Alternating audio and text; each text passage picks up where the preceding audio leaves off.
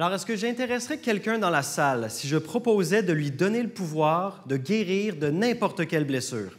Ce qui m'a poussé à tenter ma chance à ma thèse en 180 secondes, il y avait deux raisons. La première, c'était un peu pour moi, parce que la communication avec le public, c'est quelque chose qui m'intéressait beaucoup. Dans la moelle osseuse, leur rôle s'apparente à celui d'un chef d'orchestre qui coordonne les autres cellules et favorise leur croissance et leur survie. Et l'autre, c'était parce que je savais déjà que je voulais m'en aller en communication scientifique ou que je voulais tenter ma chance là-dedans. Puis je voyais ce concours-là un peu comme un test envers moi-même. Donc si je n'étais pas capable de résumer assez simplement puis faire comprendre à des gens ce que j'ai fait durant les 7 dernières années, comment est-ce que je peux envisager être capable de faire la même chose avec un projet qui n'est pas le mien et que je comprends moi-même à peine quand je commence à m'y plonger.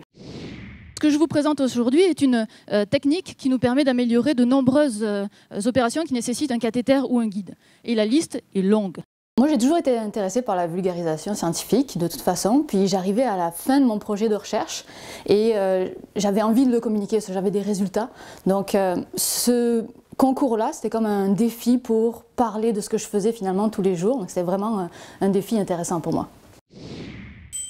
Mon projet de recherche s'inscrit dans une branche de la psychologie dont on entend moins souvent parler. C'est celle qui s'intéresse à l'individu en bonne santé et aux mécanismes qu'il met en place pour bien s'adapter à son environnement. Ça faisait quelques années que j'avais entendu parler du concours, mais sans plus. Puis cette année-là, comme j'arrivais à échéance dans mon projet de recherche, quand j'ai entendu parler du concours pour cette année-là, ça m'a motivée à vouloir en connaître davantage, savoir c'était quoi ce concours-là. Puis à me lancer ce défi-là cette année-là de présenter mon projet de recherche en 3 minutes. C'est pas brillant de boire de l'eau non filtrée à même un ruisseau. Mais mettons les choses au clair. Primo, on a besoin de nourriture, donc d'agriculture. Je me suis préparée pour la finale nationale en répétant à plusieurs reprises ma présentation. J'ai eu la chance de le faire dans un contexte académique, en fait, parce que je m'étais inscrite dans le cadre d'un cours. Et puis, je l'ai présenté devant quelques personnes en public et tout. Avant la finale, je l'ai répété un peu par moi-même, mais ça allait. Je me sentais un niveau de stress assez important, mais pas au-delà de mes compétences.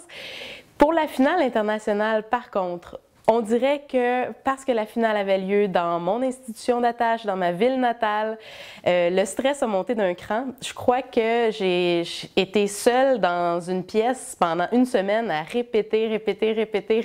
J'ai jamais fait ça de ma vie.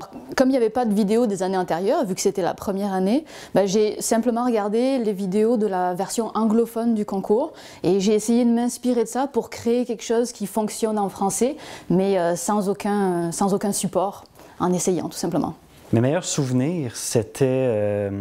je dois avouer que c'était les gens avec lesquels j'ai participé à ce concours-là. Au début, j'approchais ça, je ne savais pas vraiment contre qui j'allais être, je ne savais pas qui étaient ces gens, je voyais juste des vidéos sur YouTube, puis j'ai essayé de les évaluer comme ça. Fait qu'au début, j'approchais ça en disant, bon, ben j'ai tel et tel compétiteur, mais finalement, je suis parti de là avec des amis.